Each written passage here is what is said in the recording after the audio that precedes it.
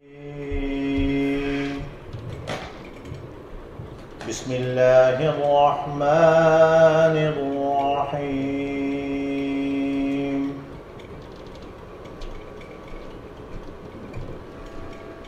يا أيها الذين آمنوا اتقوا الله ولتنظر نفس ما قدمت لغد واتقوا الله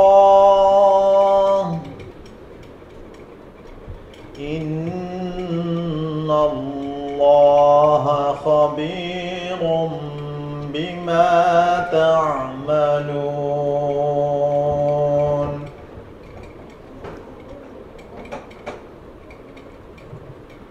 ولا تكونوا كالذين نسوا الله فأنساهم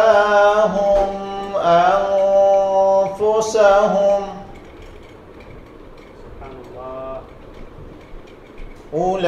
أولئك هم الفاسقون لا يستوي أصحاب النار وأصحاب الجنة أصحاب الجنة هم الفائزون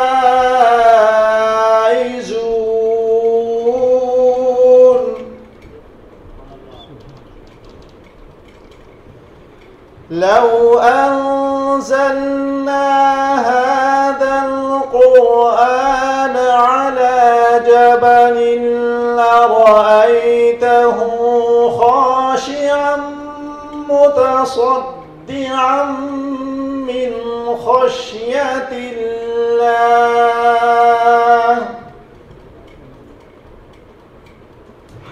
وتلك الأمثال نضربها للناس لعلهم يتفكرون هو الله الذي لا إله إلا هو عالم الغيب والشهادة هو الرحمن الرحيم هو الله الذي لا إله إلا هو الملك القدوس السلام المؤمن المهيمن العزيز الجبار المتكبر سبحان الله عما يشركون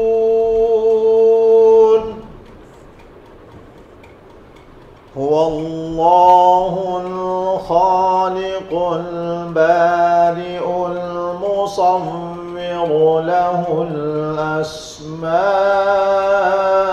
الحسنى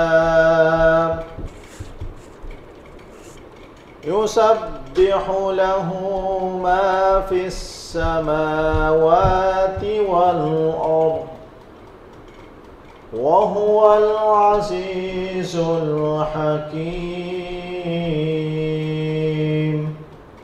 صدق الله العظيم لا إله إلا الله لا إله إلا الله لا إله إلا الله آمنا برسول الله الله الله اللہ اللہ اللہ اللہ مولا دل کا زنگ چرا قلب نوری پائے جلا مولا دل کا زنگ چرا قلب نوری پائے جلا دل کو کر دے آئینہ دل کو کر دے آئینہ دل کو کر دے آئینہ جس میں چمکے یہ کلمہ لا الہ الا اللہ لا الہ الا اللہ لا الہ الا اللہ آمنا برسول اللہ اللہ اللہ اللہ اللہ اللہ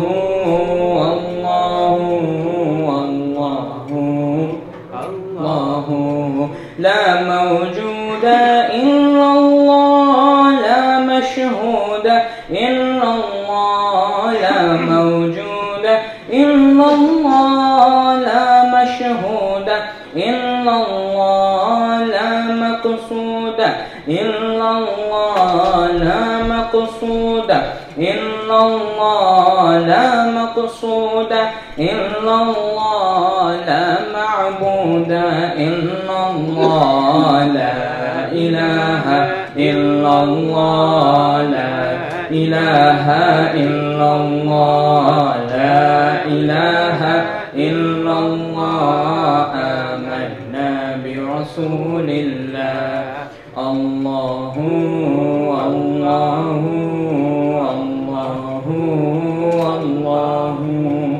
اللہ اللہ اللہ اللہ سید نے کربلا میں وعدے نبھا دیے ہیں سید نے کربلا میں وعدے نبھا دیے ہیں دین محمدی کے گلشن کھلا دیے ہیں سید نے کربلا میں وعدے نبھا دیے ہیں بولے حسین مولا تیری رضا کی خاطر ایک ایک کر کے میں نے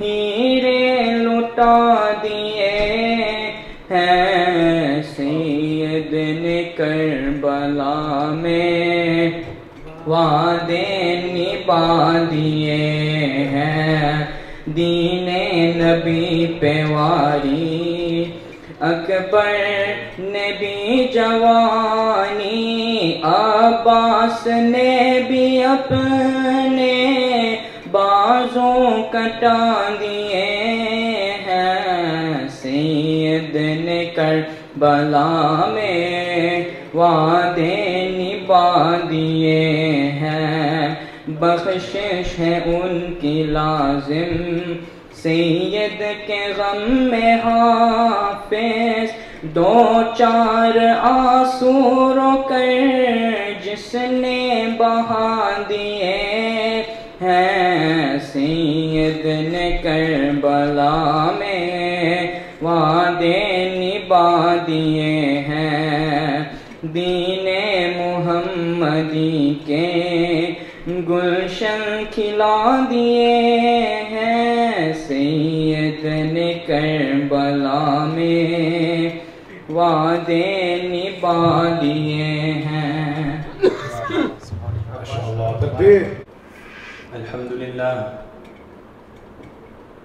الحمد لله نحمده ونستعينه ونستغفره ونؤمن به ونتوكل عليه ونعوذ بالله من شرور أنفسنا ومن سيئات أعمالنا من يهده الله فلا مضل له ومن يضلله فلا هادي له وأشهد أن لا إله إلا الله وحده لا شريك له وأشهد أن سيدنا وحبيبنا وعزيزنا ومولانا محمدا عبده ورسوله.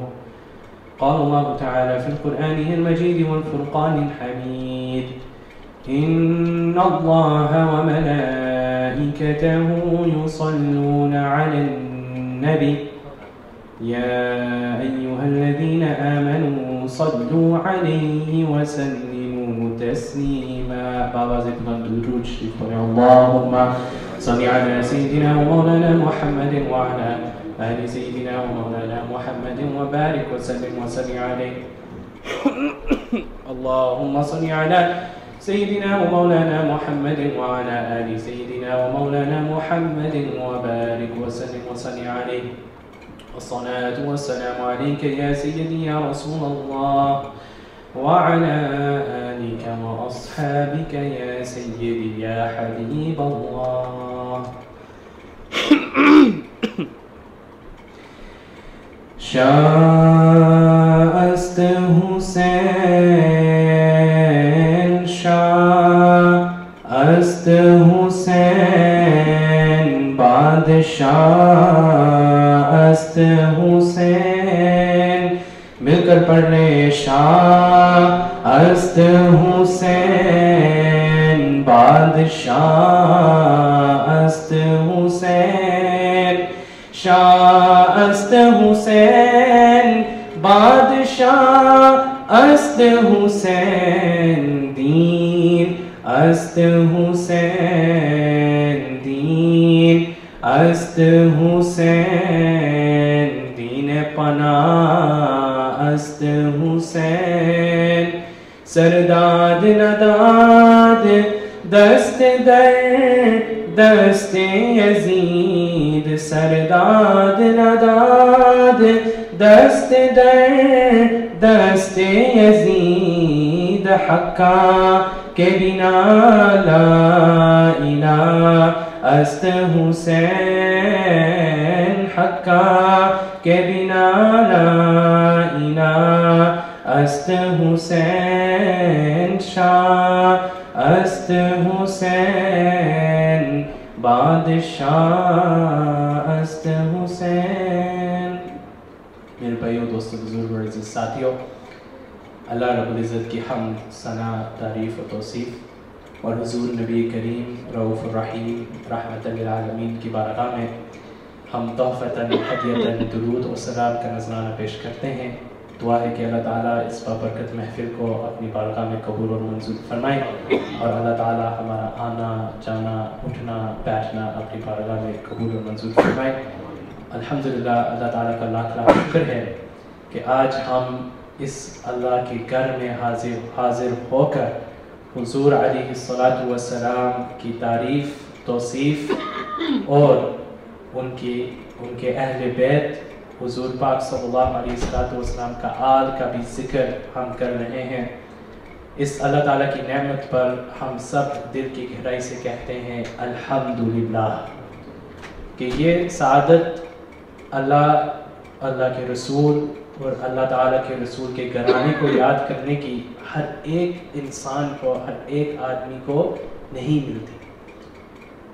یہاں تک کہ یہ اللہ تعالیٰ قرآن پاک میں ارشاد فرماتا ہے کہ جو اہل بیت علیہ السلام ہے جو حضور پاک صلی اللہ علیہ وسلم کا گھرانہ ہے اللہ تعالیٰ اس گھرانے کو ہر قسم کی ناپاکی سے اللہ تعالیٰ ان کو پاک رکھ دیا ہے. اللہ تعالیٰ قرآن پاک میں ارشاد فرماتے ہیں کہ اللہ تعالیٰ ارادہ کرتے ہیں کہ اہل بیت جو ہیں ان سے ہر قسم کی ناپاکی کو اللہ تعالیٰ دور کرنے کا ارادہ رکھتے ہیں. تو یہ سعادت جو ہے اہل بیت اطہار کی یاد اور حضور علیہ السلام کی یاد اور اللہ تعالیٰ کا ذکر کرنے کی یہ سعادت ہر ایک کو نہیں ملتی اگر آپ اس مسجد میں ابھی بیٹھے ہوئے ہیں، اس ذکر کو سن رہے ہیں، اس ذکر کو سنا رہے ہیں، تو ہم سب کو اللہ تعالیٰ کا شکر ادا کرنا چاہیے اور ہم سب کو کہنا چاہیے الحمدللہ. چونکہ انگلش میں بہت زیادہ، جیسے آپ کو معلوم ہے، ضرورت ہے بیان کی بھی اور دین کی ترجمانی کی بھی، اور یہ میں سمجھتا ہوں یہ ہماری کمیونٹی کا، میں کارٹریٹ کی بات نہیں کر رہا، پورے مسلمان کی امت، پوری امت مسلمہ کے حوالے سے میں بات کر رہا ہوں کہ یہ ہماری ایک کمزوری ہے کہ ہم اپنے نوجوانوں کی اصلاح نہیں کر سکتے. صدیاں للکار ہو گئی ہیں، لیکن ہم سب ڈھونڈ رہے ہیں کہ ہم اپنے نوجوانوں اور ہمارے اولاد کی تربیت اور تعلیم ان کو کیسے دلوائیں. اور میں سب سے یہی گزارش کروں گا کہ الحمدللہ اسی مسجد میں ہی انگلش میں جمعہ کا خطبہ بھی ہوتا ہے، انگلش میں ہم یوتھ پروگرامز بھی کرتے ہیں، انگلش میں ہم بچوں کو پڑھاتے بھی ہیں. تو گزارش ہے سب بھائیوں، دوستوں، بہنوں سے کہ اگر آپ اپنے بچوں کی تربیت کے حوالے سے تھوڑی موٹی بھی قدر کرتے ہیں تو پلیز آپ اپنے بچوں کو ضرور بھیجیے گا. دیکھیں، یہ ہماری ذمہ داری ہے اور اللہ تعالیٰ ہم سب سے پوچھے گا کہ آپ کے بیٹے تھے، آپ کی ذمہ داری میں بچے تھے، وہ آپ کی زبان نہیں سمجھتے تھے اور آپ نے ان کی تعلیم اور تربیت کیسے کی ہے. تو سب ساتھیوں سے یہی گزارش ہے کہ پلیز اگر یہاں نہیں تو کسی بھی مرکز میں ان بچوں کو ضرور بھیجیے گا جہاں پر وہ اپنی دین کو سیکھ سکتے ہیں اور جہاں پر ان کی تعلیم اور تربیت ہو سکے. انشاءاللہ اب انگلش میں بیان شروع ہوگا. انشاءاللہ ہمارے پیر صاحب وہ بس یقیناً پہنچنے والے ہیں، انشاءاللہ اردو میں وہ خطاب کریں گے. تو الحمدللہ we ask Allah subhanahu wa ta'ala to bless us all and to make this majlis a one full of barakah. اور آخری بات اردو میں پھر انگلش میں سوئچ کریں گے. دیکھیں، حج کا جو مہینہ تھا ذوالحجہ، بہت عظیم اور برکت والا مہینہ تھا. ہر ایک آدمی کی خواہش ہے کہ میں جا کر میں بھی حج کروں، کعبۃ اللہ کا میں بھی طواف کروں. جس کی یہ خواہش ہے وہ اپنا ہاتھ کھڑا کرے کہ حج کا ثواب ملے ہمیں، ہم اللہ تعالیٰ کے کعبے کا طواف کریں. ٹھیک ہے، سب کی خواہش ہے، لیکن آپ حج کا ثواب مختلف طریقوں سے بھی حاصل کر سکتے ہیں. اس کا ایک طریقہ کار یہ ہے جو ہمارے بھائی احسان، ہمارا چھوٹا نوجوان ہمیشہ ہمیں یاد دلواتا ہے کہ احسان، how can somebody get the reward of Hajj?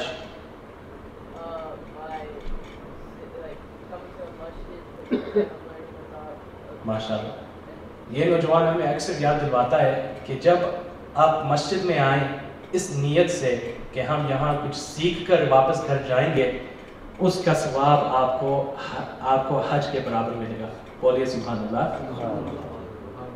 اگر آپ مسجد میں اس نیت سے آئیں کہ ہم یہاں آ کر کچھ ہمیں سیکھنا ہے تو آپ کو حج کے برابر آپ کو ثواب ملے گا. تو گزارش ہے، میری بہنوں سے بھی گزارش ہے، بھائیوں سے بھی گزارش ہے کہ پلیز پروگرام کے دوران اپنے ٹیلی فون کو جیب میں رکھیے گا اور پلیز گفتگو کو سماعت فرمائیے گا انشاءاللہ. Alhamdulillah, we have gathered here for the remembrance of Allah subhanahu wa ta'ala and His beloved Habib sallallahu alayhi wa sallam, and more specifically for the remembrance of the grandson of the Prophet sallallahu alayhi wa sallam, Imam Hussain alayhi salam. Imam Hussain is such an individual, such a personality who his courage of deen, his praise of Allah, his sacrifices for this religion is unmatched.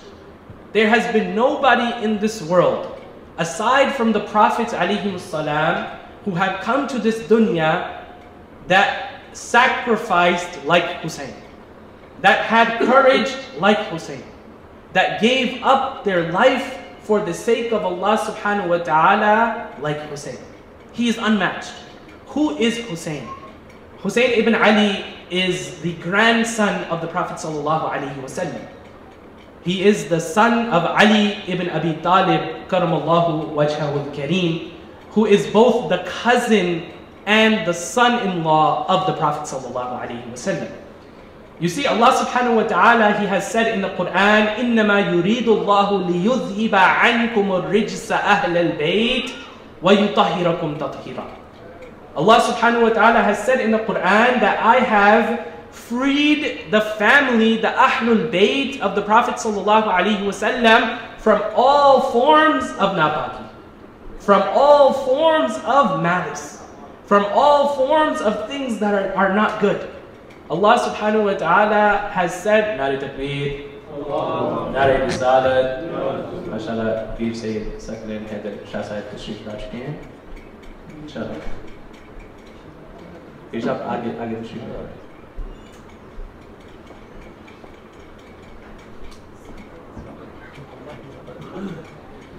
Allah subhanahu wa ta'ala have said in the Quran, إِنَّمَا يُرِيدُ اللَّهُ لِيُذْهِبَ عَنْكُمُ الرِّجْسَ أَهْلَ الْبَيْتِ وَيُطَهِّرَكُمْ تَطْهِيرًا, that He has freed the family of the Prophet sallallahu alaihi wasallam from all forms of napaki, from all forms of things that are dirty, from all kinds of rijs. Allah subhanahu wa ta'ala has freed the family of the Prophet sallallahu alaihi wasallam from all of those things.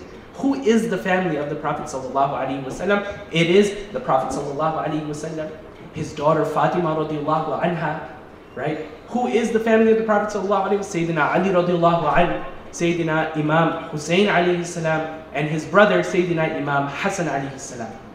These 5 people, the Prophet, Allah subhanahu wa ta'ala promises and says He has freed this family of the Prophet sallallahu alaihi wasallam, including others, but specifically these 5, from all kinds of rijs, all kinds of impurity, all kinds of things that are not clean.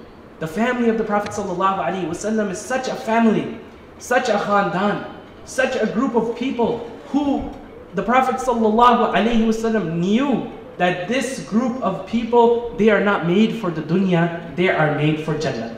For example, one day one of the grandsons of the Prophet ﷺ, his mother had put a silver bracelet on him. And we all know that gold is haram for men, but men can wear silver. So one of the family members of the Prophet ﷺ, his grandson, he had a silver bracelet on. And when Rasulullah ﷺ saw this silver bracelet, he got very upset with it. And he asked him to take it off. And why did he get upset? Because he said, we are not made to enjoy this dunya. We are made to enjoy the akhirah. That's why Rasulullah ﷺ, he lived a very modest lifestyle. He was the king of both worlds. Whatever he asked from Allah subhanahu wa ta'ala, Allah would give him. But yet he lived a very, very modest lifestyle. Why? Because his time to enjoy is in the akhirah. Rasulullah sallallahu alayhi wasallam will be the one on the day of judgment. He will make dua for all of us. And because of his dua, Allah subhanahu wa ta'ala will send us to Jannah. Rasulullah sallallahu alayhi wasallam is the one on the day of judgment. The entire mankind will be awaiting for his dua, for his prayer, for him to ask Allah subhanahu wa ta'ala for us. So Rasulullah sallallahu alayhi wasallam, his family, they are not made for this dunya, they are made for the akhirah. And they are so pure that even Allah subhanahu wa ta'ala has said in the Quran that He has made them pure and kept them clean from all kinds of napaki. And then Rasulullah sallallahu alayhi wasallam, about Imam Hussain alayhi salam, Rasulullah sallallahu alayhi wasallam, he has said, Husaynun minni wa ana min al-Husayn. The Prophet sallallahu alayhi wasallam, he said, Husaynun minni wa ana min al-Husayn. Hussein is from me and I am from Hussein. Ahabba Allahu man ahabba Hussein. Allah loves the one who loves Hussein. If you want the love of Allah subhanahu wa ta'ala, you love the grandson of the Prophet sallallahu alayhi wasallam. Husaynun minni wa ana min al-Husayn. Ahabba Allahu man ahabba Hussein. That Allah subhanahu wa ta'ala, He loves the ones who love Imam Hussain alayhi salam. You see, how do we love Imam Hussain? How do you love someone who is no longer in this world? And the answer is quite simple, by learning about them, about their life, about who they were, the sacrifices that they've made for you and I. That's how you learn, that's how you love them. Imam Hussain alayhi salam is that grandson of the Prophet sallallahu alaihi wasallam. That when Rasulullah sallallahu alaihi wasallam, this, what I'm sitting on, this is called a mimbar. Rasulullah sallallahu alaihi wasallam, he would stand on this mimbar and deliver the khutbah. One day Rasulullah sallallahu alaihi wasallam, he's standing on the mimbar. He is delivering the khutbah. In the corner, he sees his two grandsons, Hassan and Hussein, playing. The Prophet ﷺ said, I could not take it in my heart. He stepped down from the mimbar. He went to his blessed grandsons. He picked them up, and then he came back to the mimbar and continued delivering his khutbah. The grandchildren of the Prophet ﷺ are the ones who the Messenger of Allah ﷺ, he stopped his khutbah so he can take care of his grandchildren. He said that I couldn't take it to see them there. You know, they just were too cute. They were too beloved to him. He had so much love for them. Imam Hussain alayhi salam is the grandson of the Prophet sallallahu alaihi wasallam. That when Rasulullah sallallahu alaihi wasallam was in sujood during salah, Imam Hussain would climb onto his back, and the Prophet sallallahu alaihi wasallam, he would make his sajda extra long. One of the Sahaba asked, Ya Rasulullah, you have made your sajda extra long. Why? Why have you made your sajda extra long? What was the situation? The Sahaba said, Ya Rasulullah, did you receive revelation? Did you receive wahi? Is that why your sajda was so long? Did Allah subhanahu wa ta'ala send the angel Jibreel to talk to you? Why did you make your sajda so long? Rasulullah sallallahu alayhi wa sallam said, no, I did not receive revelation. I was waiting for Hassan and Hussein. I was waiting for this grandson of mine to fulfill his need, to finish playing on my back, and then I would get up and finish the salah. Can you imagine that? That someone prolongs their prayer just because there's a child on their back. When we pray namaz, when we pray our salah, we try to do it as quickly as possible. Try to get it over with, try to get it done with. But the Prophet ﷺ, how special must that grandson be of the Prophet ﷺ, that just because he's on the back of the Prophet ﷺ in sujood, Rasulullah ﷺ makes his salah longer so he can fulfill his need.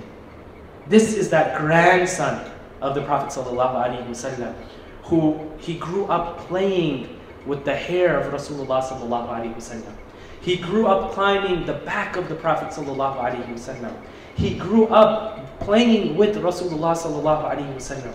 The Prophet ﷺ had so much love for this grandson of his.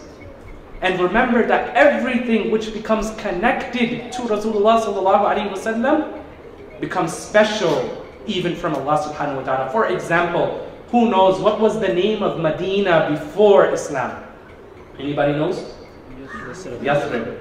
That was the name of Medina. But when Rasulullah sallallahu alayhi wa sallam comes, Madinatul Munawwara, the enlightened city, the city full of nur, full of light. Umar radiallahu anhu, before Islam they knew him as Umar. But when he becomes Muslim, you know him as Umar, Sayyidina Umar ibn al-Khattab. Abu Bakr radiallahu anhu, he's just known as Abu Bakr. Becomes Muslim, now we know him as As-Siddiq. And we say radiallahu anhu after his name. Everything which becomes connected to Rasulullah sallallahu alaihi wasallam becomes mandatory for us to love and becomes special. Now imagine how special this grandson of the Prophet sallallahu alaihi wasallam was. A lot of these companions, they spent time, even companions who spent single moments with the Prophet sallallahu alaihi wasallam, they are special, and after their name we say radiallahu anhum, that Allah is pleased with them and they are pleased with Allah subhanahu wa ta'ala. There was one companion, he accepted Islam, and then he was going back to his locality. On the way, he died. He passed away. He returned to Allah subhanahu wa ta'ala.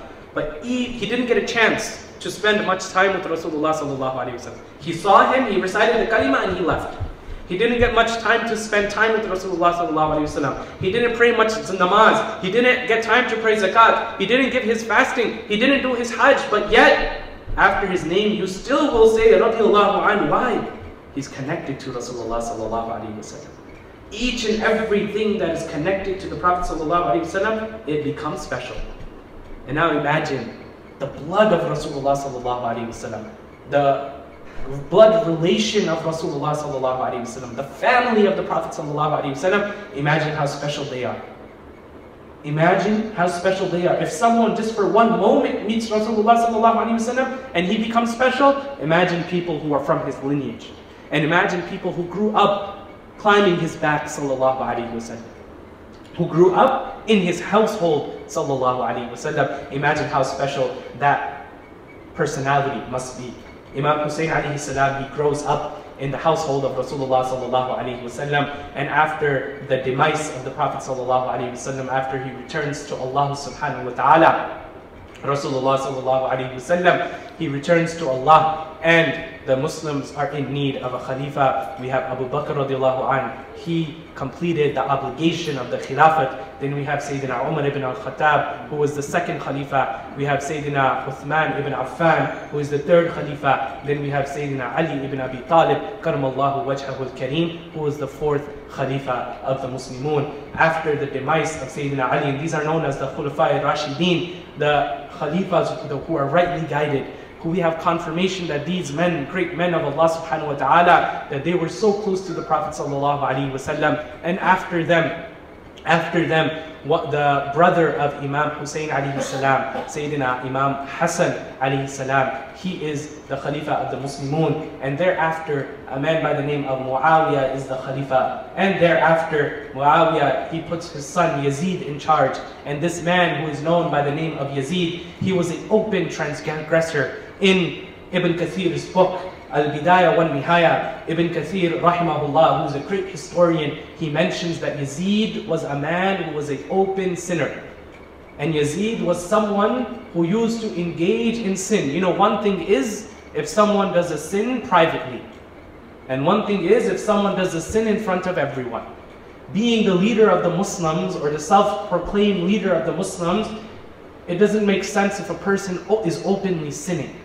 And this man by the name of Yazid, he was an open transgressor, an open sinner. He was someone who disrespected the rules and regulations of Allah subhanahu wa ta'ala. And this man by the name of Yazid, he would often engage in things like drinking alcohol publicly. Yazid would often engage in disrespecting the rules of Allah subhanahu wa ta'ala. Yazid would engage in keeping the company of women that were haram for him. Yazid would engage in things that does not make sense for righteous people to do. Many things have been written about Yazid, but the point stands that this man by the name of Yazid, he was not someone who respected the rules of Allah subhanahu wa ta'ala. So shortly thereafter, this man by the name of Yazid, when the grandson of the Prophet sallallahu alaihi wasallam, Imam Hussain alayhi salam, he is alive, then a man like Yazid has no right to lead the Muslims. If the grandson of the Prophet ﷺ is alive, who the Prophet ﷺ said that he's a beloved person, that he is someone that is from him, that the Prophet ﷺ said about his grandson, that his grandson, whoever loves his grandson, Allah loves them. If he is alive, then someone like Yazid has no right to lead the ummah of the Muslims. Imam Hussain alayhi salam, he stood up against Yazid, but Yazid could not take that. He wanted Imam Hussain to take bay'ah on his hand. Yazid wanted Imam Hussain. You see, when there's a political leader, when there's someone who is a leader, they want people to surround them, you know, to make it seem like it's okay that they're the leader, right? The more people that support them, the more high-class people that support them, the more support they'll have. The more people will accept them as their leader. So Yazid was the same way. He wanted the grandson of the Prophet ﷺ to take bay'ah on his hand. He wanted the grandson of the Prophet ﷺ to say that he is a rightful leader. But how could the grandson of the Prophet ﷺ say that someone who is an open sinner, how could the grandson of the Prophet ﷺ say that this open sinner is a rightly guided man? Imam Hussain ﷺ says, no, I will not take bay'ah on your hand. I will not accept you as my leader. When there is a Khalifa of the Muslims, when there is a Khalifa of the Muslims take bay'ah on their hand. They take bay'ah on their hand. They pledge their allegiance to that person. They pledged their allegiance to those people. But how could Imam Hussain pledge his allegiance to someone like Yazid? Imam Hussain alayhi salam says, no, I will not give up my hand. And that's why Khwaja Hind, Khwaja Mu'inuddin Chishti Ajmeri, rahimahullah, he said, Sardad nadad dastidad dasti Yazid. That Imam Hussain alayhi salam, he would not give his hand. How easy would it be? When you give bay'ah to the leader of the Muslims, you give your hand, you give your oath, you give your promise. That's all he had to do. But he says, the poet says, that he refused to give up his hand, but rather he was willing to sacrifice his hand in the path of Allah subhanahu wa ta'ala, but he was not willing to give his hand in the hand of Yazid. Why? Because Yazid was not on the right path. So this man by the name of Yazid, he wages war against the Prophet sallallahu alaihi wasallam and the family of Rasulullah sallallahu alaihi wasallam. This is a very brief and very summarized account of this narration and of this story. Imam Hussain alayhi salam, he travels to Karbala to defend the religion of Islam. He takes his army with him, he takes his people with him, he takes his family with him, but the army of Yazid, they had outnumbered the army of the family of the Prophet sallallahu alaihi wasallam, but yet they did not give up. They did not give up to defend the deen of Allah subhanahu wa ta'ala. And it is because of their sacrifices that the deen has reached us. Had they not sacrificed, had they have not sacrificed and defended Islam, then you and I would not know what is the true Islam. Then we would follow people like Yazid, who teach people, who was making it okay to do haram openly and sin and transgress openly in front of everyone. Had they had not sacrificed for the sake of Allah subhanahu wa ta'ala, we would not know our true deen. Imam Hussain alayhi salam, he takes his family in the month of Muharram to a place by the name of Karbala, and there the family of the Prophet sallallahu alaihi wasallam, they fight like men against the army of Yazid. And the army of Yazid, such a wretched army. Can you imagine the family of the Prophet ﷺ? We are commanded to love them. But Yazid, he forget food, forget drink. He cut off the water supply to the family of the Prophet ﷺ. For days and days, the family of the Prophet ﷺ had nothing to eat, nothing to drink, not even a sip of water. And there they are in the fields of Karbala, defending the religion and defending the deen of Islam, the deen of Allah subhanahu wa ta'ala. My brothers and sisters, this is the sacrifice of the family of Imam Hussain alayhi salam. One by one, Yazid slaughters and commits a massacre against the family of Rasulullah sallallahu alaihi wasallam. He did not care who they were, if they were young, if they were old, if they were male, if they were female. One by one, he slaughtered the family of the Prophet sallallahu alaihi wasallam, and he made them shaheed. And remember, the shaheed, the one who dies in the path of Allah subhanahu wa ta'ala, he never dies. His legacy lives on. How? Allah subhanahu wa ta'ala said in the Quran, وَلَا تَقُولُوا لِمَنْ يُقْتَلُ فِي سَبِيلِ اللَّهِ أَمْوَاتٍ. That the shaheed, don't say they are dead. Don't say that the one who dies in the path of Allah subhanahu wa ta'ala, don't say they are dead. بَلْ أَحْيَاءٌ وَلَكِنْ لَا تَشْعُرُونَ. They are alive, if only you knew how they are alive. It's just out of our capacity to understand how they are alive. Allah subhanahu wa ta'ala takes care of the shuhada in Jannah. And their legacy lives on forever and ever. Imam Hussain alayhi salam and his family, one by one, Yazid, he makes them shaheed. One by one, he slaughters the family of the Prophet sallallahu alaihi wasallam. Now imagine in that state. Today, it was so hot outside. Today, I'm talking about here in New Jersey, it was so hot outside. Probably we didn't even feel like coming to the masjid. Probably we didn't even feel like praying salah. It's too hot to do that.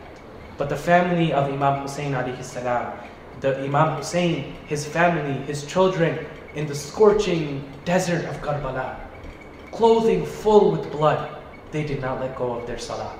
They did not let go of their namaz. They did not let go of their prayer. They did not let go of anything. You know, you and I, we have a small stain on our clothing. We don't want to pray anymore.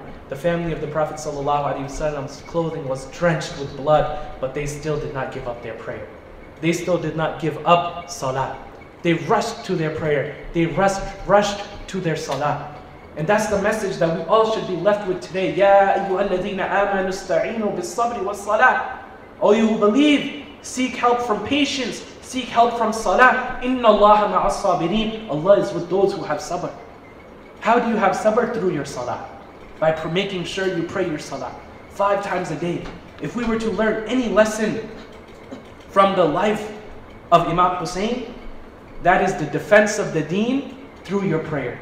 Establishing salah, establishing the namaz, making sure that you pray on time, making sure that you fulfill those commands of Allah subhanahu wa ta'ala. Imam Hussain alayhi salam, he did not miss a single salah in the valley of Karbala. Imam Hussain alayhi salam, on that 10th day of Muharram, he falls into a sajda.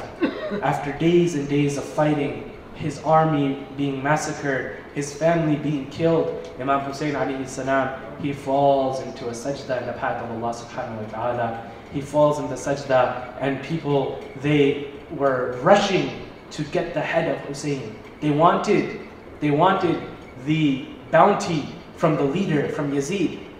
But look at this, subhanallah. They both got a reward. The person who slaughtered Imam Hussain, he got a reward, and Imam Hussain also got a reward. What reward? The person who slaughtered the head of Imam Hussain, maybe he got some money. But Imam Hussain alayhi salam, his reward is with Allah subhanahu wa ta'ala.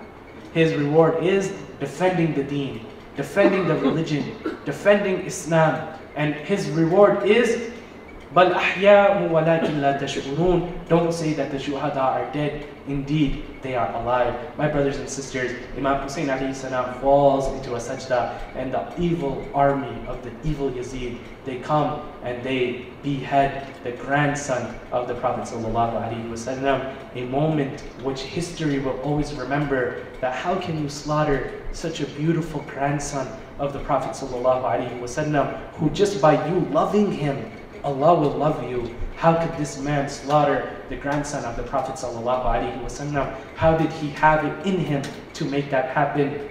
People like Yazid have been around, and they will continue to be around and oppress people, but the way that we stand up to them is by remembering the hadith of the Prophet sallallahu alaihi wasallam, who the Prophet sallallahu alaihi wasallam, he said that afdalul jihad, that the best form of jihad is kalimatul haqq inda sultan al-ja'ir, to speak a word of truth in front of an evil and oppressive leader. And that's exactly what Imam Hussain alayhi salam did. He spoke the truth in front of someone who was oppressive, and that is the greatest form of jihad, the greatest form of struggle for Allah subhanahu wa ta'ala. My brothers and sisters, this topic is a very lengthy topic, but the point stands that for each and every single one of us in this room, especially my young guys, that our job is to defend the deen.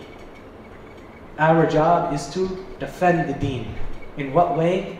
By first working on ourselves, making sure that we fulfill the commandments of Allah subhanahu wa ta'ala, making sure that we pray our salah on time in the house of Allah subhanahu wa ta'ala. My brothers and sisters, Imam Hussain alayhi salam is that grandson of the Prophet sallallahu alayhi wasallam, whose legacy will always be remembered. Yazid and his army died.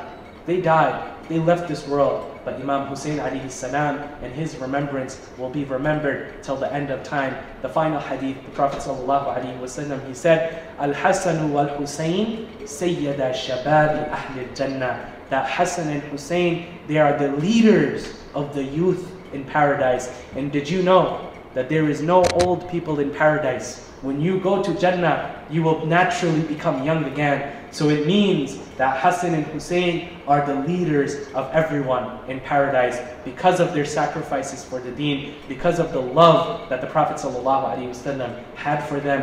Remember that stay firm on your deen, stick to your principles, don't give up your principles for any cause, any sake. Imam Hussain could have given it up, but he chose not to give it up for the sake of his Rabb subhanahu wa ta'ala. Akhri jumla samat farmane. Yazid tha, Hussain hai. Hussain alayhi salam ki yaad hamesha log karte rahenge, bayan hote rahenge. Wa sallam alayka ya حبیب اللہ صلی اللہ علیہ یا رسول اللہ وسلم علیک یا حبیب اللہ آکھی سونے نو نوائنی جے تیرا گزر ہووے آکھی سونے نو نوائنی جے تیرا گزر ہووے میں مر کے بھی نہیں مردا جے تیری نظر ہووے میں مر کے بھی نہیں مردا جے تیری نظر ہووے تے میں دم دم نال ذکر کراں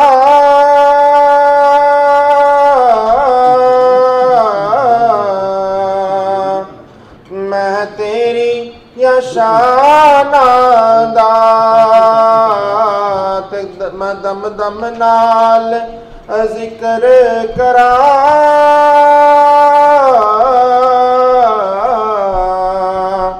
میں تیری یا شان دا تیرے نام تو وار دیوان جن میری عمر ہووے تیرے نام تو وار دیوان جن میری عمر ہووے تے دیوانے بیٹھے رہو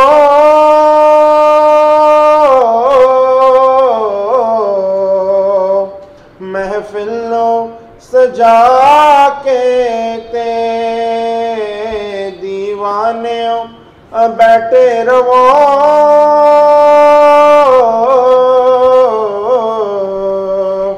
محفلوں سجا کے تے شاید میرے آقا دا اے تو بھی گزر ہووے شاید میرے آقا دا اے تو بھی گزر ہووے تے او کیسیاں گھڑیاں سن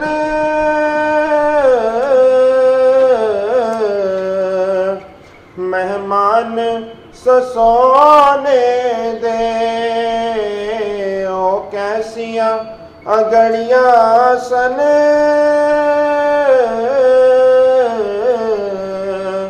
مہمان سسونے دے دل پھر بھی کردہ اے طیبہ دا سفر ہووے دل پھر بھی کردہ اے طیبہ دا سفر ہووے آکھی سونے نو وائنی جے تیرا گزر ہووے مل کے پڑھیں سبحان اللہ سبحان اللہ سبحان اللہ سبحان اللہ سبحان اللہ سبحان اللہ سبحان اللہ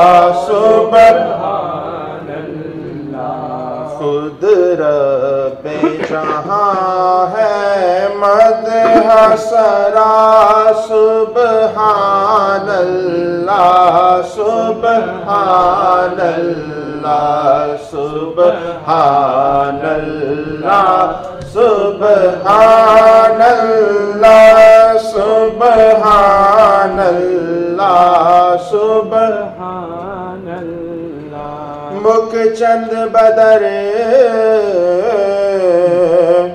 شاشانی مت چمک دی لاٹ نورانی مک چند بدر شاشانی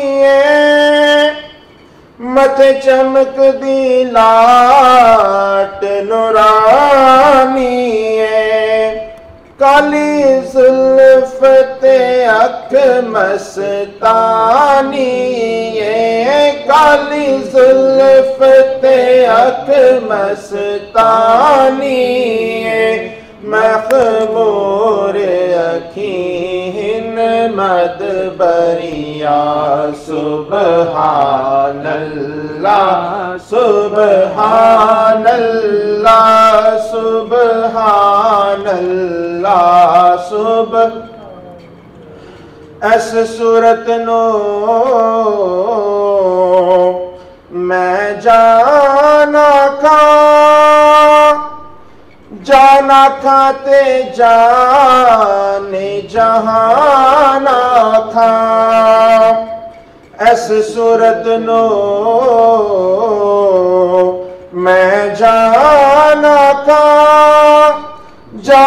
کھاتے جان جہانا تھا سچ آکھتے رب دی میں شان آکھاں سچ آکھتے رب دی میں شان آکھاں جس شان تو شانہ سب بنیا سبحان اللہ سبحان اللہ سبحان اللہ سبحان اللہ سبحان اللہ سبحان اللہ سبحان اللہ سبحان اللہ سبحان اللہ ما اجمل کا ما اکمل کا ما احسن کا سبحان اللہ ما اجمل کا ما اکمل کا ما احسن کا کتے مہر علی کتے تیری ثنا کتے مہر علی کتے تیری ثنا مشتاق اکھیں کتے جاڑیاں سبحان اللہ سبحان اللہ سبحان اللہ سبحان اللہ سبحان اللہ سبحان اللہ سبحان اللہ سبحان اللہ میری الفت مدینے سے یوں ہی نہیں میری الفت مدینے سے یوں ہی نہیں میرے آقا کا روزہ مدینے میں ہے میں مدینے کی جانب نہ کیسے کھینچوں میں مدینے کی جانب نہ کیسے کھینچوں میرا دین اور دنیا مدینے میں ہے عرش اعظم سے جس کی بڑی شان ہے روضہ مصطفیٰ جس کی پہچان ہے روضہ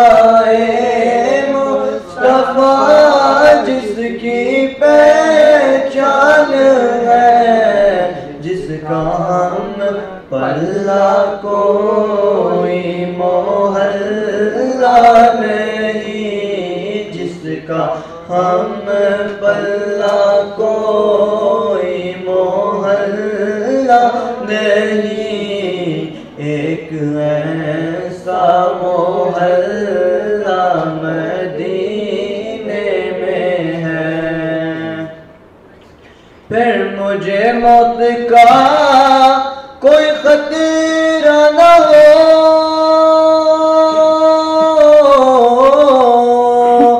موت کیا زندگی کی بھی پرواہ نہ ہو، موت کیا زندگی کی بھی پرواہ نہ ہو، موت کیا زندگی کی بھی پرواہ نہ ہو۔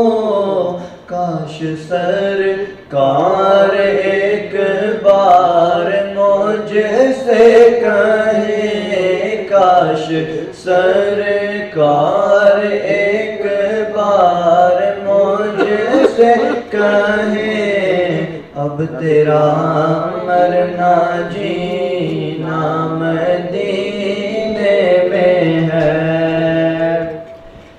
جب نظر سوئے تے بار نہ ہوئی،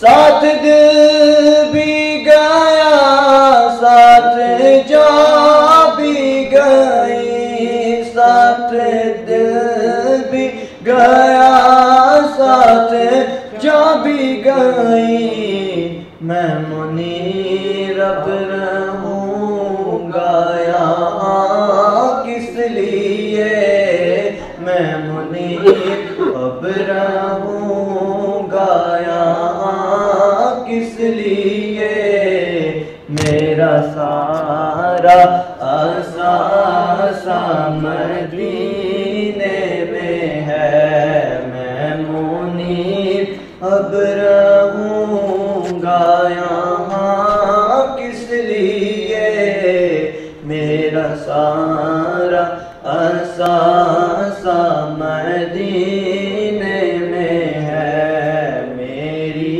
الفت مدینے سے یوں ہی نہیں، میرے آقا کا روضہ مدینے میں ہے۔ ماشاءاللہ نعرہ والصلاة والسلام على سید الانبیاء والمرسلین وعلى آلہ وصحبہ اجمعین۔ اعوذ باللہ من الشیطان الرجیم، بسم اللہ الرحمن الرحیم۔ قل لا اسألکم علیہ اجرا الا المودۃ فی القربى، صدق اللہ العظیم۔ قال اللہ تبارک و تعالی فی شان حبیبہ مکرم عامرہ، ان اللہ وملائکتہ یصلون علی النبی یا ایہا الذین آمنوا صلوا علیہ وسلموا تسلیما۔ تمام حضرات درود پاک پڑھیں۔ اللهم صل على سيدنا ومولانا محمد وعلى آل سيدنا وسلم صلی اللہ علیہ حبیبہ محمد وآلہ وبارک وسلم۔ اللهم صل على سيدنا ومولانا محمد وعلى آل سيدنا ومولانا محمد وآلہ وصحبہ وبارک وسلم۔ تمام حمد و ثنا اور تحمید و تقدیس اس قادر مطلق کے لیے جس نے ہم سب کو حضور نبی کریم علیہ السلام کا امتی بنایا۔ لامحدود درود و سلام اور نعت و توصیف مقتدائے مرسلاں، آفتاب ذوفشاں، چارہ ساز بے کساں، رازدار کن فقاں، خاتم پیمبراں حضور نبی کریم علیہ السلام کی بارگاہ اقدس میں کہ جن کی عظمت و رفعت، شان و شوکت، شرف و توقیر، اوصاف و کمالات، محامد و محاسن اور جن کے فضائل، خصائل یا شمائل میں سے کسی ایک کی وسعت اور عظمت کا احاطہ کرنا نہ آج تک کسی کے لیے ممکن ہوا، نہ ہے، نہ ہوگا۔ آج کی یہ مقدس، پاکیزہ، بابرکت اور ایمان افروز محفل مبارک پر میں ہدیہ تبریک پیش کرتا ہوں جناب چودھری لیاقت صاحب کو، وسیم رضا صاحب کو، علی بھائی صاحب کو، اور جتنے بھی احباب نے اس محفل پاک کے انعقاد میں شمولیت فرمائی۔ اللہ تعالیٰ انہیں دین اور دنیا کی عظمتوں سے سرفراز فرمائے اور اللہ کریم انہیں جزائے خیر عطا فرمائے۔ ہم سب بڑے اس اعتبار سے خوش قسمت ہیں، خوش نصیب ہیں، اپنے مقدر پر جتنا بھی ناز کریں وہ کم ہے کہ حضور نبی کریم علیہ الصلاۃ والسلام اور آپ کے اہل بیت اطہار کے اس پاکیزہ ذکر کی محفل میں اللہ کریم نے ہمیں شرکت کا موقع، توفیق اور یہ شرف عطا فرمایا۔ میں انتہائی اختصار کے ساتھ آپ کی سماعتوں کی نظر چند چیزیں کروں گا۔ آغاز کرتے ہیں حضور نبی پاک علیہ الصلاۃ والسلام کے اس پاکیزہ، عالی شان اور عظیم الشان آقا دو جہاں کا ہر فرمان اتنا خوبصورت ہے جو روز روشن کی طرح چمک رہا ہے۔ آفتاب و مہتاب میں کیا روشنی ہوگی جو ان الفاظ کے حسن و جمال میں خوبصورتی ہے، جو روشنی ہے، جو اجالا ہے، جو پوری کائنات کو روشن کر رہا ہے۔ حضور نبی کریم علیہ الصلاۃ والسلام نے ارشاد فرمایا کہ میں تم میں دو گراں قدر چیزیں، دو عظمت والی چیزیں چھوڑ کر جا رہا ہوں، جب تک تم ان کا دامن پکڑے رکھو گے تم کبھی بھی گمراہ نہیں ہوگے۔ پہلی چیز قرآن مجید، اور پھر حضور نبی کریم علیہ الصلاۃ والسلام نے ارشاد فرمایا میرے اہل بیت۔ آپ نے مجھ سے پہلے امام صاحب کا بڑا خوبصورت اور مسجع اور مکفہ الفاظ سے مرصع بیان سنا، اور بہت سی خوبصورت باتیں اور بہت سے الفاظ جو ہیں انہوں نے آپ کی سماعتوں کے نظر کر کے آپ کے سینوں کو روشن کیا، ایمان کو ایک تازگی بخشی۔ سرکار دو عالم نے فرمایا دو گراں قدر چیزیں چھوڑ کر جا رہا ہوں، ایک قرآن مجید اور ایک اپنے اہل بیت۔ جب تک ان کا دامن پکڑے رکھو گے تم کبھی بھی گمراہ نہیں ہوگے۔ اب ذرا غور کیجئے، قرآن مجید بھی عظمت والا، اہل بیت بھی عظمت والے، قرآن مجید بھی شان والا، اہل بیت بھی شان والے، قرآن مجید بھی بلند مرتبے والا اور اہل بیت بھی بلند مرتبے والے۔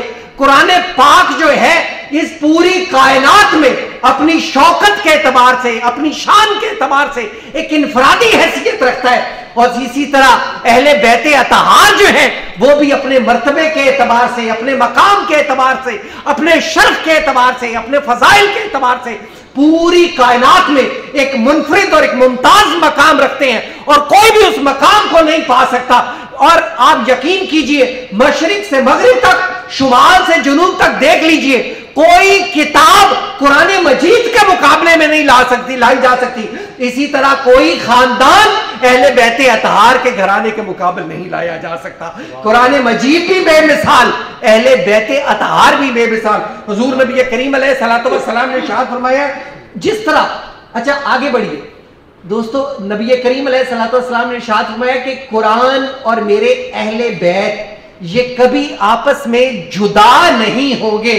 حوض کوثر پر جب آئیں گے یہ اکٹھے مجھ تک آئیں گے۔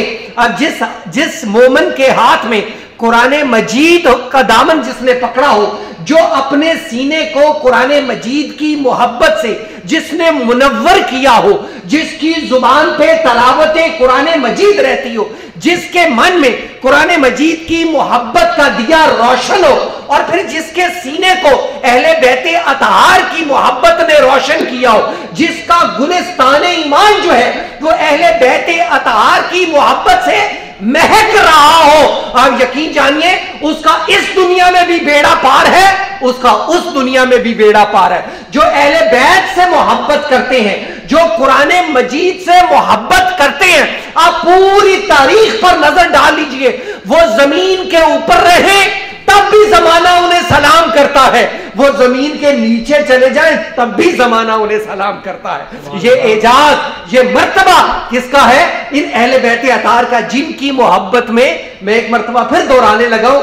آپ آج یہاں پر بیٹھے ہوئے ہیں, آپ اپنے مقدس پر جتنا بھی ناز کریں یہ کم ہے. نبی کریم علیہ الصلوۃ, اچھا جس طرح پھول سے خوشبو کو جدا نہیں کیا جا سکتا, پھول سے خوشبو کو جدا نہیں کیا جا سکتا, سورج سے کرنوں کو جدا نہیں کیا جا سکتا, چاند کو اس کی خوبصورت روشنی سے جدا نہیں کیا جا سکتا, اس طرح اہل بیت کو قرآن مجید سے جدا نہیں کیا جا سکتا, اور قرآن مجید کو اہل بیت اطہار سے جدا نہیں کیا جا سکتا. حضور نبی کریم علیہ الصلوۃ والسلام نے فرمایا اللہ رب العزت سے محبت کرو اس لیے کہ اس نے تمہیں کتنی نعمتوں سے سرفراز فرمایا. آپ ذرا غور کیجئے, آپ گننا چاہیں تو کیا گن سکتی ہیں؟ اللہ کریم نے آپ کو کتنی نعمتوں سے سرفراز فرمایا ہے. انسان گن نہیں سکتا کہ ہمارے رب نے ہمیں کتنی نعمتوں سے سرفراز فرمایا. دیکھنے کے لیے ہمیں آنکھ عطا فرمائی, بولنے کے لیے ہمیں زبان عطا فرمائی, سوچنے کے لیے ہمیں دماغ عطا فرمایا, محبت کرنے کے لیے ہمیں دل عطا فرمایا, سننے کے لیے ہمیں سماعت عطا فرمائی, چلنے کے لیے قدم عطا فرمائے. اللہ کریم نے ہمیں صحت عطا فرمائی, دنیا کی کتنی نعمتوں سے نوازا. اللہ کریم سے اس لیے محبت کریں کہ وہ ہمارا خالق ہے, وہ ہمارا مالک ہے, وہ ہمارا رازق حقیقی ہے, وہ ہمیں رزق عطا فرماتا ہے, اس نے ہمیں زندگی جیسی نعمت سے نوازا ہے, اس نے ہمیں صحت عطا فرمائی ہے, اس نے رہنے کے لیے ہمیں آشیاں عطا فرمایا, چلنے کے لیے زمین عطا فرمائی. کتنی نعمتیں آپ گنتے چلے جائیے, گن نہیں سکتے. اللہ رب العزت سے اس لیے محبت کریں کہ وہ ہمارا رب ہے. حضور نبی کریم علیہ الصلوۃ والسلام نے ارشاد فرمایا پھر اللہ کی محبت کے سبب مجھ سے محبت کرو. گویا کہ اگر اللہ کی محبت حاصل کرنی ہے تو نبی کریم علیہ الصلوۃ والسلام سے محبت کرو, حضور علیہ الصلوۃ والسلام سے محبت کرو. پھر سرکار دو عالم نے فرمایا میری نسبت کی وجہ سے میرے اہل بیت سے محبت کرو, میرے اہل بیت سے میری وجہ سے محبت کرو. سرکار دو عالم نے فرمایا کوئی بندہ اس وقت تک کامل مومن نہیں ہو سکتا جب تک وہ اپنی جان سے بڑھ کر مجھ سے محبت نہ کرے, اپنے گھر والوں سے بڑھ کر میرے اہل بیت سے محبت نہ کرے, اپنی اولاد سے بڑھ کر میری اولاد سے محبت نہ کرے. نبی کریم علیہ الصلوۃ والسلام نے ارشاد فرمایا کہ میرے اہل بیت کی مثال حضرت سیدنا نوح علیہ السلام کی اس کشتی کی مطابق ہے, اس کشتی کی طرح ہے. ایک مثال دے کر سرکار دو جہاں نے یہ بات حمزے آقا کریم علیہ الصلوۃ والسلام نے سمجھائی. حضرت سیدنا نوح علیہ السلام کی جو کشتی تھی, جو یاد کریں اس پر تاریخ میں آپ جب دیکھتے ہیں مشاہدہ کرتے ہیں تو یہ بات پتہ لگتی ہے کہ جب پوری دنیا پر پانی آ گیا تھا, سیلاب آ گیا تھا, تو وہ لوگ بچ گئے تھے جو سیدنا نوح علیہ السلام کی کشتی پر بیٹھ گئے تھے. اس طرح جس کے دل میں اہل بیت اطہار کی محبت سلامت ہے, جس کے دل میں اہل بیت اطہار کی محبت کا چراغ روشن ہے, وہ کبھی بھی گمراہ نہیں ہو سکتا. اور یاد رکھیے یہ وہ محبت ہے جو چہرے کو روشن کر دیتی ہے, یہ وہ محبت ہے یہ جس گھر کے مکینوں میں موجود ہو وہ گھر بھی چمکتا رہتا ہے, وہ گھر بھی روشن رہتا ہے. اور جب انسان اس محبت کا چراغ لے کر قبر میں اترتا ہے تو یہ چراغ اس کی قبر کو بھی روشن کر دیتا ہے. حضرت امام جلال الدین سیوطی نے کہا تھا, میرے ذہن میں آ گیا, عظیم الشان شخصیت جنہیں 70 مرتبہ سے زائد مرتبہ حضور نبی کریم علیہ الصلوۃ والسلام کی زیارت کا شرف حاصل ہوا. اتنی بڑی شخصیت, 500 سے زیادہ کتابیں آپ نے لکھی ہیں. آپ کہتے ہیں جو شخص اہل بیت اطہار سے محبت کرتا ہے اس کو آپ نے بہت لکھے, میں 4 بتانے لگا. انہوں نے کہا اس کو 4 بڑے ثمر ملتے ہیں, اس کو 4 بڑی جزائیں ملتی ہیں. وہ کیا؟ ویسے تو یہ جزا اتنی بڑی ہے جس کو الفاظ میں بیان کیا ہی نہیں جا سکتا کہ اللہ کریم کتنا اجر اور ثمر عطا فرماتا ہے. حضرت امام جلال الدین سیوطی فرماتے ہیں کہ سب سے پہلے وہ شخص جو اہل بیت اطہار سے محبت کرتا ہے، جب وہ، ذرا میری آنکھ سے آنکھ ملائیے، جب وہ دنیا سے رخصت ہونے لگتا ہے تو اس کی زبان پر کلمہ جاری ہو جاتا ہے. پھر آپ نے فرمایا جب کلمہ جاری ہو گیا، پھر آپ نے فرمایا اس کے بدن سے روح اس طرح سے نکلتی ہے جیسے پھول سے خوشبو نکل جاتی ہے. آسانی کے ساتھ اس کے بدن سے اس کی روح جو ہے وہ نکلتی ہے. پھر آپ نے تیسری چیز بتائی، آپ نے فرمایا قبر میں اترتے ہوئے اس کو خوف اور ڈر محسوس نہیں ہوتا، قبر کی وحشت کم ہو جاتی ہے. اور چوتھی چیز آپ نے ارشاد فرمائی، آپ نے فرمایا جب حساب و کتاب کا مرحلہ آتا ہے نا تو اللہ کریم اس محبت کے سبب اس کے حساب اور کتاب میں آسانی عطا فرما دیتا ہے. آگے چلیے، حضرت ابو ہریرہ رضی اللہ تعالی عنہ جن کی وساطت سے، جن کے وسیلے سے، جن کی شخصیت سے، جن کی ذات اقدس کی وجہ سے احادیث کا ایک بہت بڑا ذخیرہ ہم تک پہنچتا ہے. حضرت ابو ہریرہ رضی اللہ تعالی عنہ، آپ بیمار تھے تو آپ کو ایک بڑی شخصیت، بڑا بندہ کوئی ملنے کے لیے آیا تو اس نے آ کے سوال کیا. اس نے کہا میں دیکھتا ہوں کہ آپ اٹھتے بیٹھتے چلتے پھرتے، آپ کی زبان پر شہزادہ حسن اور حسین کریمین کا نام آ جاتا ہے، حسنین کریمین کا نام آپ کی زبان پر ہوتا ہے، آپ اس کا اکثر ذکر کرتے رہتے ہیں. آپ حالانکہ علیل تھے تو آپ نے کہا مجھے اٹھا کے بٹھاؤ، اٹھ کے بیٹھ گئے تو آپ کی آنکھوں سے آنسو بہنے لگے. آپ نے کہا حسنین کریمین جو ہیں جانتے نہیں یہ میرے آقا کریم کے پاکیزہ نواسے ہیں. اور پھر انہوں نے بتایا، کہنے لگے ایک مرتبہ ہم سفر میں تھے اور سرکار دو جہاں جو تھے ہمارے خیمے میں تشریف فرما تھے تو ساتھ والا خیمہ جو تھا اس سے شہزادہ حسن یا شہزادہ حسین کے رونے کی آواز آئی. اور کہتے ہیں کہ پھر میں نے کیا دیکھا کہ کونین کے تاجدار اپنی جگہ سے اٹھے، کم و بیش 1,24,000 انبیاء کے سردار اور امام اپنی جگہ سے اٹھے، اٹھ کے حضور علیہ الصلوۃ والسلام ساتھ خیمے میں تشریف لے گئے. جب واپس تشریف لائے تو میں نے کیا دیکھا کہ سرکار دو عالم نے حضرت سیدنا امام حسین کو اٹھایا ہوا تھا اور وہ پیاس کی اس وجہ سے حضرت امام حسین رو رہے تھے. نبی پاک علیہ الصلوۃ والسلام نے اپنی پاکیزہ زبان حضرت سیدنا امام حسین کے منہ میں دی تو وہ چوسنے لگے. کہا وہ جب آنکھوں کے سامنے میرے منظر آتا ہے تو میں فرتے جذبات سے رو پڑتا ہوں. اور آگے ذرا پڑھتے ہیں، حضرت سیدنا حضرت عمر فاروق رضی اللہ تعالیٰ، اس سے پہلے میں حضرت سیدنا ابو بکر صدیق کا واقعہ میں نے سمجھا. آپ سیدنا ابو بکر صدیق رضی اللہ تعالیٰ عنہ نے ایک مرتبہ مسجد میں نماز عصر ادا کروائی اور اس کے بعد مسجد سے باہر نکلے، باہر تشریف لے کے گئے تو دیکھا حضرت سیدنا امام حسن پاک جو تھے وہ گلی میں کھیل رہے تھے. حضرت سیدنا ابو بکر صدیق کے ساتھ حضرت سیدنا علی المرتضیٰ کرم اللہ وجہہ بھی تھے، آپ ساتھ تھے. تو حضرت سیدنا ابو بکر صدیق رضی اللہ تعالی عنہ جو تھے انہوں نے شہزادہ حسن پاک کو اٹھایا، اٹھا کے اپنے کاندھے پر بٹھایا اور کیا کہا حسن پاک آپ کا چہرہ آپ کے چہرے کو دیکھ کر مجھے اپنے آقا مصطفیٰ کریم کے چہرہ اقدس یاد آتا ہے. حضور علیہ الصلوۃ والسلام کا حسن و جمال، آپ کی پاکیزہ صورت میری آنکھوں کے سامنے آ جاتی ہے، آپ کا چہرہ و دوہا میری آنکھوں کے سامنے آ جاتا ہے. حضرت عبداللہ بن مسعود رضی اللہ تعالیٰ عنہ، یہ وہ عظیم الشان شخصیت ہے جو لوگ تاریخ سے واقف ہیں، آپ جانتے ہیں، بہت بڑی عظیم الشان جلیل القدر شخصیت جنہیں نبی کریم علیہ الصلوۃ والسلام نے دعا عطا فرمائی تھی کہ اللہ کریم ان کے سینے کو علم کے نور سے منور فرمائے. وہ حضرت عبداللہ بن مسعود رضی اللہ تعالیٰ، حضرت سیدنا علی المرتضیٰ شیر خدا کرم اللہ وجہہ کو آپ ایک مرتبہ کوفہ تشریف لائے. جب کوفہ تشریف لائے تو آپ نے وہاں لوگوں کو کچھ مسائل پہ بات کرتے ہوئے دیکھا تو آپ کو بڑی خوشی ہوئی اور آپ نے کیا جملہ کہا، کیونکہ حضرت عبداللہ بن مسعود اس سے پہلے وہاں پر تعلیم اور تبلیغ ان کو دے چکے تھے.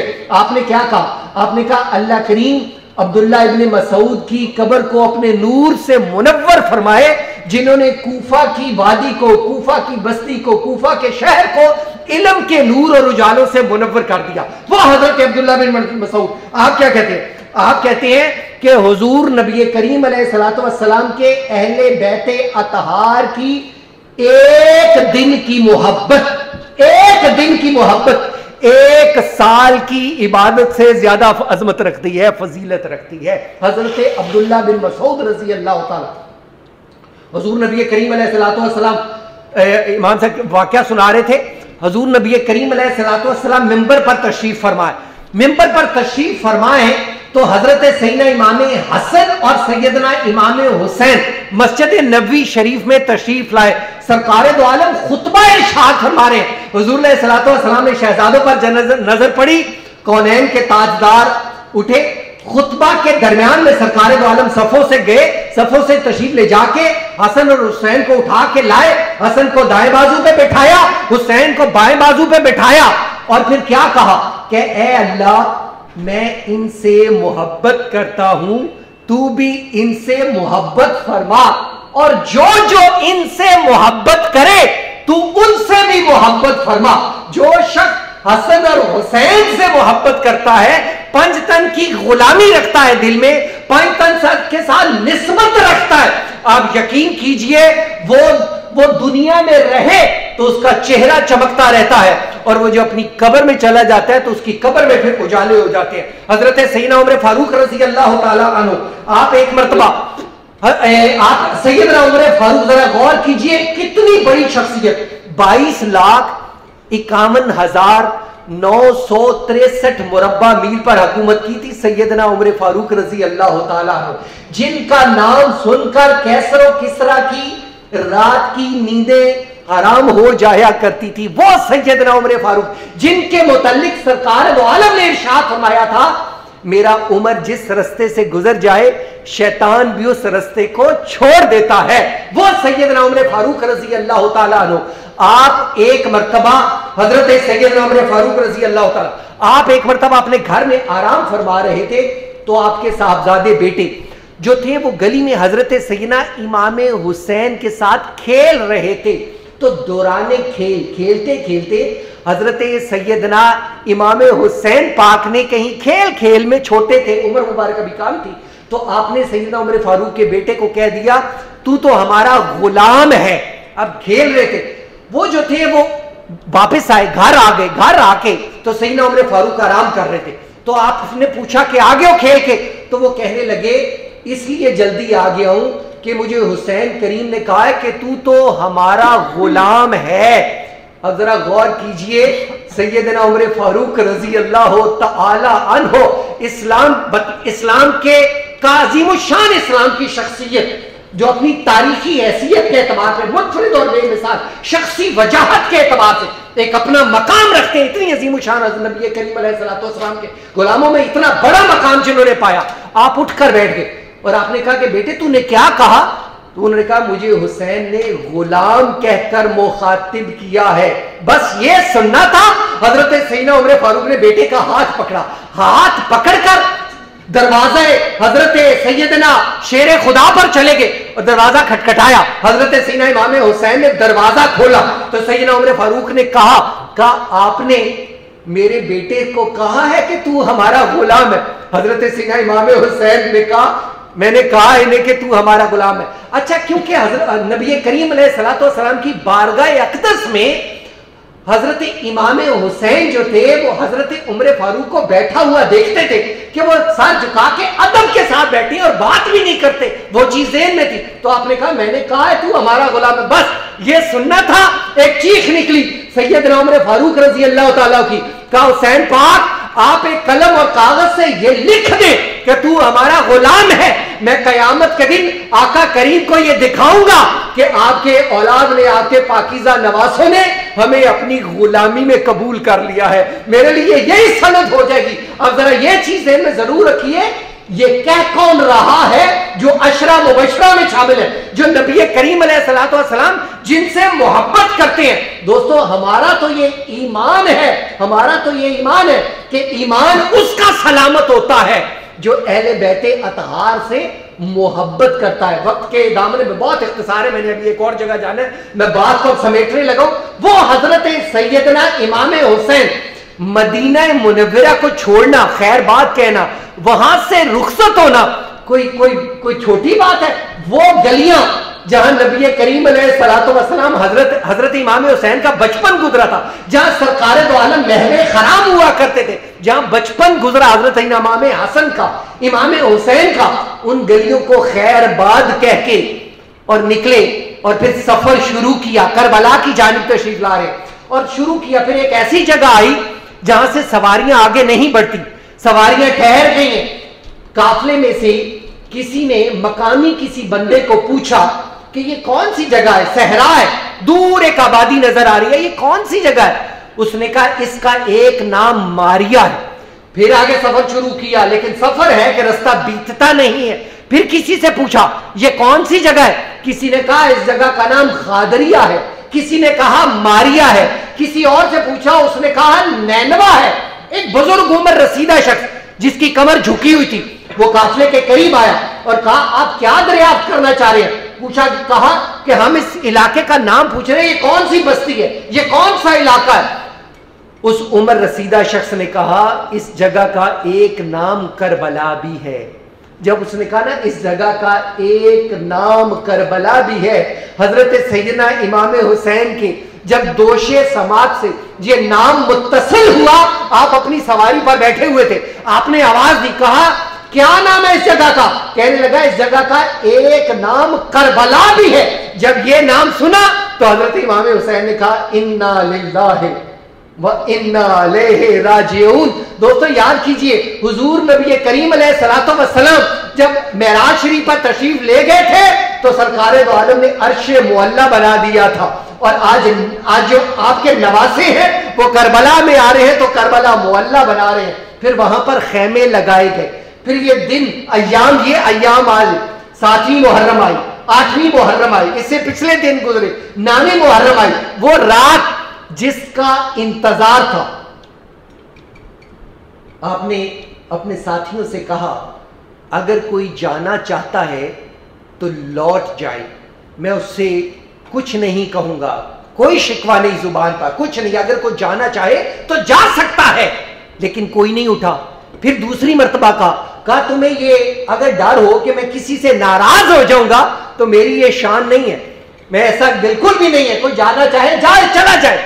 پھر بھی کوئی نہیں اٹھا۔ پھر آپ نے چراغ کو بجھا دیا کہ ایسا نہ ہو کہ کوئی چراغ کی روشنی میں نہ جانا چاہے، لیکن جب چراغ جلایا تو کوئی بھی اپنی جگہ سے اٹھا نہیں تھا، اور کہہ رہے تھے کہ آقا حسین اے نواسہ رسول آپ کو اکیلا چھوڑ کے کیسے چلے جائیں، یہ کیسے ممکن ہے؟ تو آپ نے کہا کل تم میں سے کوئی یہ سمجھے یا سوچے کہ میں نانا کریم کی بارگاہ اقدس میں کسی کی شکایت لگاؤں گا تو ایسا ممکن نہیں ہے، لیکن کوئی نہیں اٹھا۔ پھر وہ دن آیا جو آسمان کی آنکھ نے وہ منظر اس سے پہلے نہیں دیکھا تھا کہ 72 یا 73 جو ہیں افراد جو ہیں ایک جاتے ہیں میدان میں، اور پھر دوسرے شخصیت ہستی جاتی ہیں، پھر تیسری ہستی جاتی ہیں۔ پھر وہ وقت بھی آیا جب حضرت شہزادہ قاسم جا رہے ہیں، جب حضرت علی اکبر جا رہے ہیں، اور وہ بھی چھوٹے لال حضرت سیدنا علی اصغر جو ہے وہ بھی جام شہادت نوش کر رہے ہیں۔ پھر ایک ایسا وقت آیا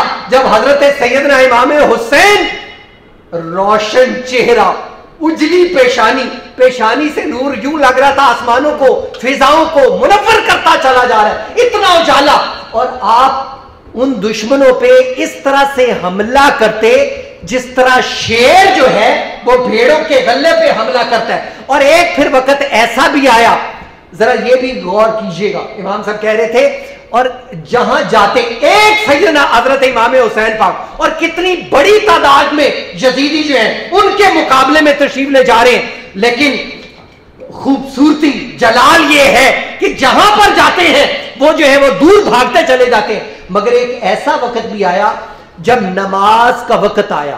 اب ذرا غور کیجئے گا، وہ تلوار جسے گرمی کی شدت نہ روک سکی، وہ تلوار جسے بھوک نہ روک سکی، وہ تلوار جسے پیاس نہ روک سکی، وہ تلوار جسے حضرت سیدنا علی اکبر کی طرف نہ روک سکی، وہ تلوار جسے حضرت سیدنا قاسم کی بے بسی نہ روک سکی، حضرت سیدنا علی اصغر کی پیاس نہ روک سکی۔ جب نماز کا وقت آیا تو حضرت امام حسین نے اپنی تلوار کو نیام میں ڈال لیا، اور پھر جب یہ موقع دیکھا غنیمت تو یزیدیوں نے تیروں کی اتنی بارش کی کہ آپ اپنی سواری پاک سے نیچے آئے، آ کر اپنی جبین کو سجدے میں رکھا اور کہا اے اللہ میں نے اپنے وعدے کو پورا کر دیا، تو بھی اپنے وعدے کو پورا فرما۔ اور وہ پیشانی تپتی ہوئی کربلا کی ریت پر رکھی نماز کے لیے۔ حضرت کہہ رہے تھے کہ حضرت خواجہ معین الدین چشتی اجمیری رحمت اللہ تعالی علیہ، آپ نے کہا تھا کہ شاہ است حسین، بادشاہ است حسین، دین است حسین، دین پناہ است حسین، سر داد نہ داد دست در دست یزید، حقا کے بنائے لا الہ است حسین۔ لوگوں جسے تم دین کہتے ہو ہم اسے حسین کہتے ہیں، جسے تم حسین کہتے ہو ہم اسے دین کر کے کہتے ہیں۔ دوستو حضرت امام حسین آپ کی شخصیت کائنات میں ایک منفرد مقام کی شخصیت ہے۔ دوستو نبی کریم علیہ الصلوۃ والسلام نے ارشاد فرمایا تھا، میں بات کے کوئی اختتام کی جانب لے آیا، حضور علیہ الصلوۃ والسلام نے فرمایا تھا جس نے میرے اہل بیت سے محبت کی، جس نے حسن اور حسین سے محبت کی اس نے مجھ سے محبت کی، جس نے مجھ سے محبت کی اس نے رب سے محبت کی، اور جو رب سے محبت کرے گا اللہ کریم اسے جنت عطا فرمائے گا۔ اللہ کریم آپ کی اس پاکیزہ محفل کو سجانا، اس میں انتہائی شوق کے ساتھ، انتہائی ذوق کے ساتھ گھروں سے چل کر آنا، اللہ کریم اسے ہم سب کے لیے ذریعہ بخشش اور نجات بنائے، ذریعہ مغفرت بنائے۔ اللہ کریم اس محفل میں آنے والوں کو بہت عظمتوں سے سرفراز فرمائے، اور اللہ تعالیٰ اس محفل کی نورانیت سے ہمارے سینوں کو منور فرمائے۔ وما علینا